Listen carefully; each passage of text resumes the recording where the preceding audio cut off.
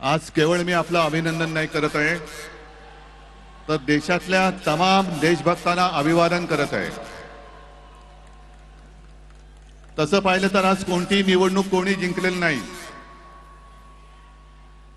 पण अंधभक्तांच्या विरुद्ध देशभक्त जिंकलेले आहेत। आणि ही संघर्षाची सुरुवात झालेली आहे।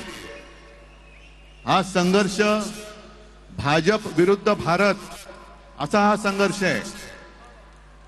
आणि या संघर्षामध्ये आपण सर्वजण जात पात धर्म पक्ष विसरून, होय मी भारतीय आहे, मी देशभक्त आहे, या एकाच भावनेने सहभागी झालात। देशभर वणवा पेटलेला आहे। लगेच आम्हाला विचारतात, काय हो निवडणुकीला 3 वर्ष आहेत, निवडणुका गेल्या खड्ड्यात। कारण